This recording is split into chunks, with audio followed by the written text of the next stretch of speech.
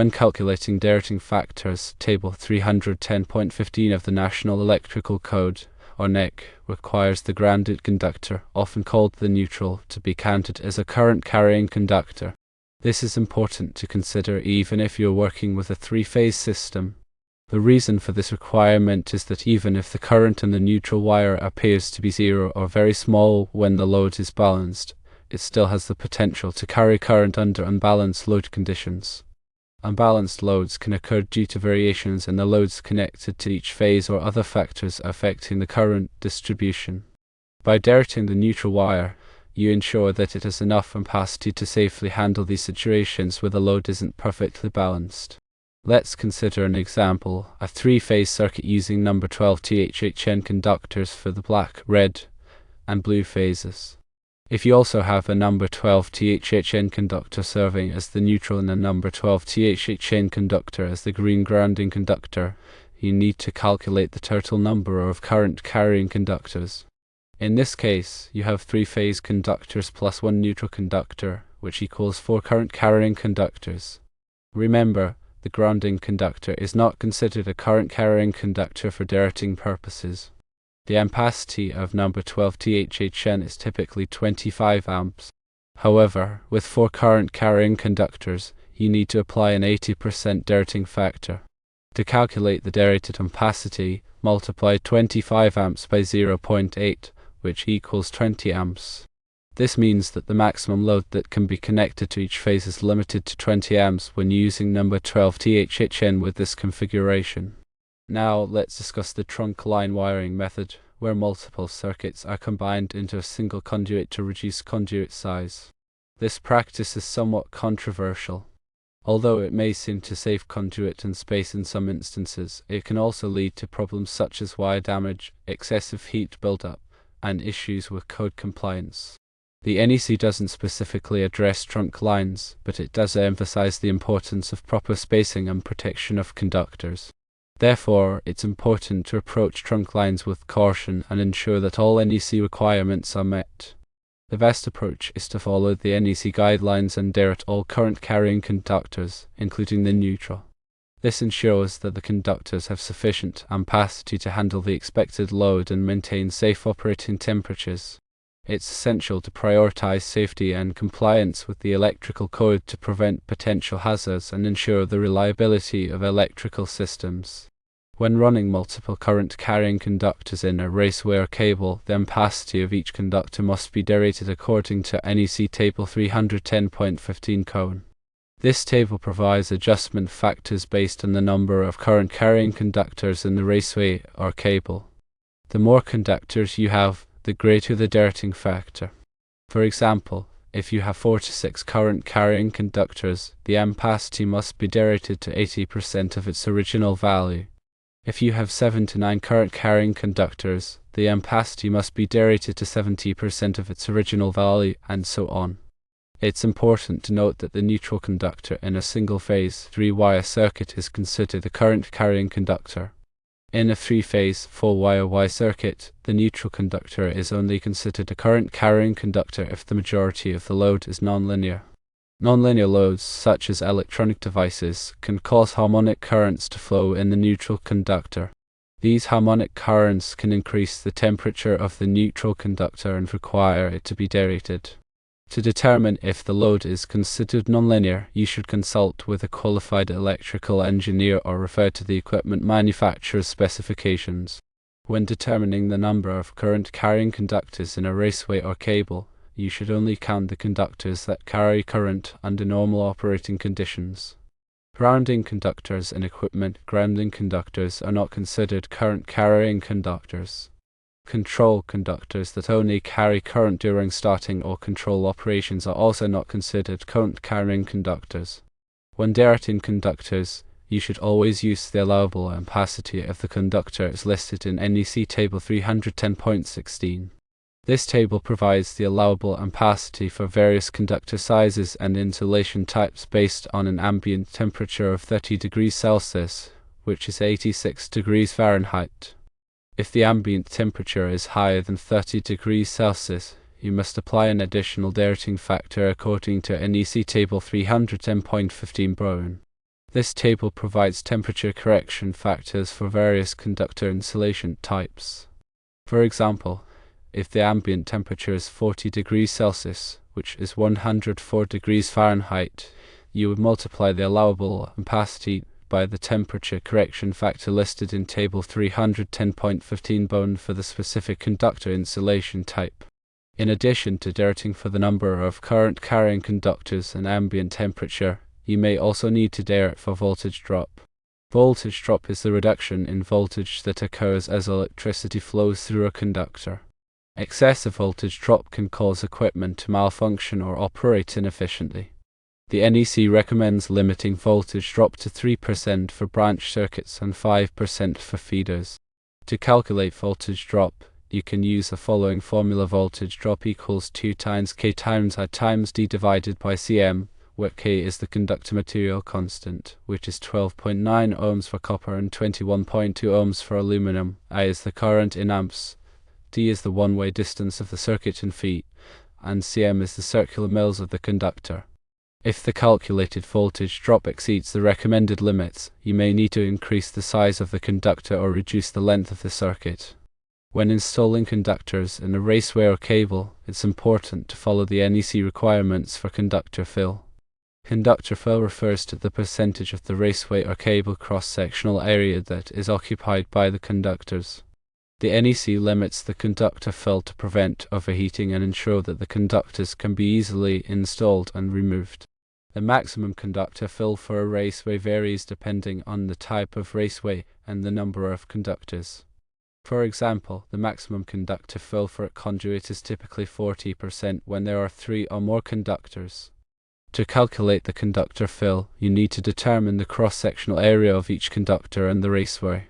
The cross-sectional area of a conductor can be found in NEC Chapter 9, Table 5. The cross-sectional area of a raceway can be found in NEC Chapter 9, Table 4. Once you have the cross-sectional areas, you can calculate the conductor fill using the following formula: conductor fill equals the sum of the conductor cross-sectional areas divided by the raceway cross-sectional area times 100%. If the calculated conductor fill exceeds the maximum allowed, you need to increase the size of the raceway or reduce the number of conductors. In summary, when installing conductors, it's important to derate the ampacity for the number of current carrying conductors, ambient temperature, and voltage drop. You should also follow the NEC requirements for conductor fill to ensure that the conductors are properly installed and protected. By following these guidelines, you can ensure the safety and reliability of electrical systems. Remember to always consult the latest edition of the NEC and consult with a qualified electrical professional for specific applications and interpretations. Ignoring derating factors can lead to several potentially dangerous consequences. Firstly, overheating of conductors can occur. When conductors carry more current than their rated ampacity after derating, they generate excessive heat. This heat can damage the insulation surrounding the conductors, leading to premature failure and increasing the risk of electrical shorts. Secondly, insulation breakdown can result. Over time, the excessive heat caused by overloading conductors can degrade the insulation material. This degradation reduces the insulation's ability to contain the electrical current, increasing the risk of electrical leakage or ground faults. Thirdly, there is an increased risk of electrical fires. If the insulation breaks down completely, it can create a path for electrical current to flow where it shouldn't, such as to grounded metal surfaces or nearby combustible materials. This can ignite a fire, posing a significant safety hazard. Fourthly, equipment malfunction or failure can happen. Overheating conductors can also affect the performance and lifespan of connected equipment. The increased resistance due to high temperatures can lead to voltage drops and reduced power quality, causing equipment to malfunction or fail prematurely. Fifthly, code violations and legal liabilities can arise. Ignoring derating factors is a direct violation of the National Electrical Code, or NEC, and other electrical codes. This can result in fines, penalties, and legal liabilities for contractors, installers, and building owners. Sixthly, safety hazards for occupants can occur. Ultimately, ignoring derating factors puts the safety of building occupants at risk. Electrical fires, shocks, and equipment malfunctions can lead to injuries or even fatalities. To prevent these consequences, it's crucial to always follow derating guidelines and ensure that conductors are properly sized for the intended load and operating conditions. Proper derating not only ensures the safety of electrical systems but also enhances their reliability and longevity. Always consult with the qualified electrical professional and refer to the latest edition of the NEC for specific requirements and guidance. When dealing with three-phase systems, understanding how to current and derate neutral conductors is particularly important for safety and code compliance. In a three-phase 4-wire Y system, the neutral conductor carries the unbalanced current between the phases. If the load is perfectly balanced across all three phases, the neutral current will theoretically be zero. However, in reality, loads are rarely perfectly balanced, and the neutral conductor will always carry some amount of current. The amount of current flowing in the neutral conductor depends on the degree of imbalance in the load. If the load is significantly unbalanced, the neutral current can be substantial and may even exceed the current in one or more of the phase conductors. As mentioned earlier, the NEC requires that the neutral conductor be counted as a current-carrying conductor when derating conductors in a raceway or cable.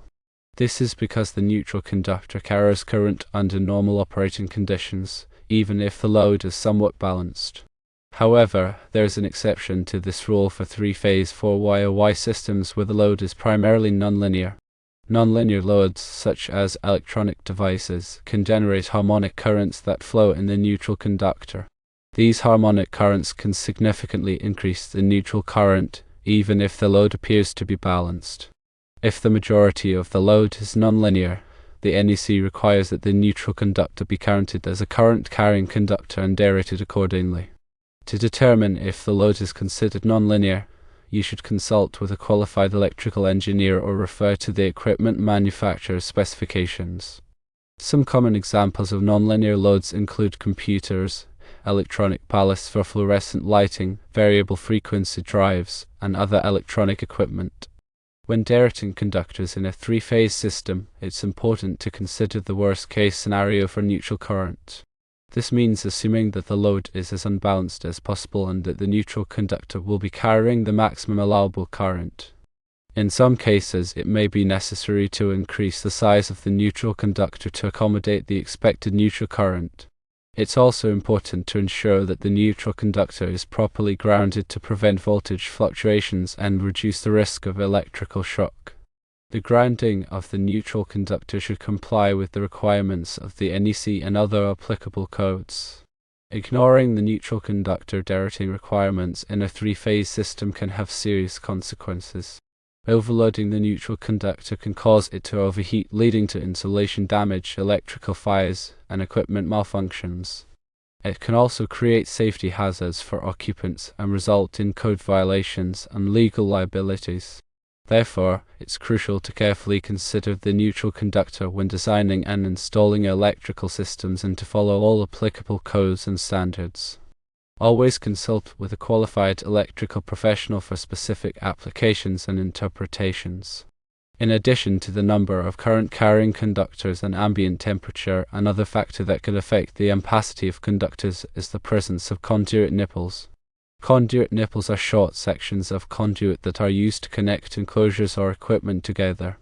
When conductors are installed in a conduit nipple, the heat generated by the conductors can become trapped, leading to higher conductive temperatures and reduced ampacity. The NEC addresses the issue of conduit nipples in section 310.15 Cone C. This section states that when conductors are installed in a conduit nipple that is 24 inches or less in length, the ampacity of the conductors must be derated according to the number of current-carrying conductors in the nipple. The derating factors for conduit nipples are the same as those for raceways with more than 3 current-carrying conductors. For example, if you have 4 to 6 current-carrying conductors in a conduit nipple, the ampacity of the conductors must be derated to 80% of their original value. If you have 7 to 9 current-carrying conductors, the ampacity must be derated to 70% of their original value, and so on. The reason for this derating is that the short length of the conduit nipple does not allow for adequate heat dissipation. The heat generated by the conductors becomes trapped in the nipple, causing the conductor temperature to rise. To prevent overheating, the ampacity of the conductors must be reduced. It's important to note that the derating requirements for conduit nipples only apply when the nipple is 24 inches or less in length. If the nipple is longer than 24 inches, the heat generated by the conductors can dissipate more easily, and the derating requirements do not apply. However, it's always a good idea to minimize the length of conduit nipples whenever possible to improve heat dissipation and reduce the risk of overheating. When installing conductors in a conduit nipple, it's also important to ensure that the conductors are properly sized for the intended load and that the nipple is large enough to accommodate the conductors. The conduit nipple should be sized according to the requirements of the NEC and other applicable codes. In addition to derating for the number of current-carrying conductors, ambient temperature, and conduit nipples, you may also need to derate for other factors such as voltage drop and harmonic currents. Voltage drop is the reduction in voltage that occurs as electricity flows through a conductor. Excessive voltage drop can cause equipment to malfunction or operate inefficiently. Harmonic currents are generated by nonlinear loads and can cause overheating and other problems in electrical systems.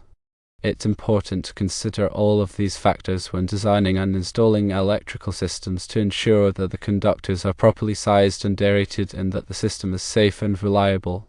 Always consult with a qualified electrical professional for specific applications and interpretations. Remember, proper derating of conductors is essential for the safety and reliability of electrical systems. Ignoring derating requirements can lead to overheating, insulation damage, electrical fires, and other hazards. By following the guidelines in the NEC and consulting with a qualified electrical professional, you can ensure that your electrical systems are safe and compliant with all applicable codes and standards. When dealing with electrical installations, it's crucial to distinguish between current-carrying conductors, or CCCs, and equipment-grounding conductors, or ECs, as they are treated differently for derating purposes under the National Electrical Code, or NEC. Current-carrying conductors are those that carry electrical current under normal operating conditions. These include the ungrounded, or hot conductors, and the grounded, or neutral, conductor in a circuit. As we've discussed, the NEC requires that the ampacity of current-carrying conductors be derated when there are more than 3 CCC in a raceway, cable, or enclosure. This derating is necessary to prevent overheating of the conductors due to the combined heat generated by multiple conductors in close proximity. Equipment grounding conductors, on the other hand, are used to provide a low impedance path for fault current to return to the source in the event of a ground fault. The EGC is typically a bare or green insulated conductor that is connected to the metal enclosures of electrical equipment and to the grounding electrode system. Unlike current-carrying conductors, equipment grounding conductors are not normally intended to carry current. They only carry current during a ground fault condition when a hot conductor comes into contact with the grounded metal surface. Because EGC are not normally carrying current, they are not subject to the same derating requirements as CCC. The NEC specifically states that equipment grounding conductors are not counted when determining the number of current-carrying conductors for derating purposes. This is because the EGC is not expected to contribute to the overall heat generated in a raceway or cable under normal operating conditions. However, it's important to ensure that the EGC is properly sized to handle the maximum available fault current. The size of the EGC is determined by the size of the overcurrent protection device, such as a circuit breaker or fuse, protecting the circuit. The NEC provides tables that specify the minimum size of the EGC based on the rating of the overcurrent protection device. It's also important to ensure that the EGC is properly installed and connected to provide a reliable low impedance path for fault current. The EGC should be connected to all metal enclosures of electrical equipment and to the grounding electrode system. In addition to equipment grounding conductors, there are also bonding conductors, which are used to connect different metal parts of an electrical system together to create a continuous ground path. Bonding conductors are similar to EGC in that they are not normally intended to carry current. However, they may carry some current during a ground fault condition. Like EGC, bonding conductors are not counted when determining the number of current carrying conductors for derating purposes. It's important to note that the distinction between CCC, EGs, and bonding conductors is crucial for proper electrical system design and installation. Incorrectly counting or derating conductors can lead to overheating, insulation damage, electrical fires, and other hazards. Therefore, it's essential to have a clear understanding of the NEC requirements for conductor derating and to consult with a qualified electrical professional when necessary. Always refer to the latest edition of the NEC for specific requirements and guidance. When it comes to calculating the ampacity of conductors, the National Electrical Code, or NEC, provides specific guidelines in Article 310, specifically 310.15 and 310.16. These sections outline the allowable ampacities of insulated conductors rated up to 600 volts and provide adjustment factors for various conditions, such as ambient temperature, number of current carrying conductors, and type of installation. Table 310.16 is a key resource as it lists the allowable ampacities for various conductor sizes and insulation types at a specified ambient temperature of 30 degrees Celsius, which is 86 degrees Fahrenheit. This table is based on conductors installed in a raceway or cable and assumes that there are no more than 3 current carrying conductors in the raceway or cable. The ampacities listed in Table 310.16 are based on specific conductor insulation types, such as THHN, THHW, and XHHW. Each insulation type has a different temperature rating, which affects its allowable ampacity. For example, THHN conductors are typically rated for 90 degrees Celsius in dry locations, while THHW conductors are rated for 75 degrees Celsius in wet locations. It's important to select the appropriate conductor insulation type for the specific application and to ensure that the conductor's temperature rating is not exceeded. If the ambient temperature is higher than 30 degrees Celsius, which is 86 degrees Fahrenheit, you must apply a temperature correction factor to the ampacity listed in Table 310.16. Temperature correction factors are provided in Table 310.15 bone of the NEC. These factors are based on the conductor insulation type and the actual ambient temperature. For example, if the ambient temperature is 40 degrees Celsius, which is 104 degrees Fahrenheit, and you are using THHN conductors, you would multiply the ampacity listed in Table 310.16 by the correction factor listed in Table 310.15 bone for THHN conductors at 40 degrees Celsius. In addition to temperature correction, you must also apply adjustment factors for the number of current carrying conductors in a raceway or cable.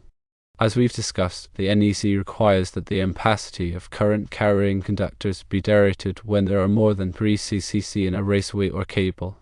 The adjustment factors are provided in Table 310.15 cone of the NEC. These factors are based on the number of current carrying conductors and the type of raceway or cable.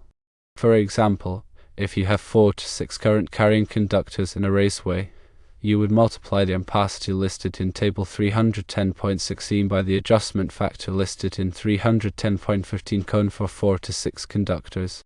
It's important to note that the temperature correction and adjustment factors are cumulative. This means that you must apply both factors to determine the final ampacity of the conductor. For example, if the ambient temperature is 40 degrees Celsius, which is 104 degrees Fahrenheit, and you have 4 current carrying conductors in a raceway, you would first apply the temperature correction factor from Table 310.15 bone and then apply the adjustment factor from 310.15 cone. In addition to the general ampacity guidelines in Article 310, the NEC also provides specific ampacity requirements for certain types of equipment and installations. For example, there are specific ampacity requirements for conductors used in motor circuits, air conditioning equipment, and electric heating equipment. It's important to consult the specific requirements for the equipment or installation in question to ensure that the conductors are properly sized and protected. Always refer to the latest edition of the NEC for specific requirements and guidance. Understanding and applying the ampacity guidelines in Article 310 is essential for ensuring the safety and reliability of electrical systems. Incorrectly sizing or derating conductors can lead to overheating, insulation damage, electrical fires, and other hazards. Therefore, it's crucial to have a thorough understanding of the NEC requirements and to consult with a qualified electrical professional when necessary.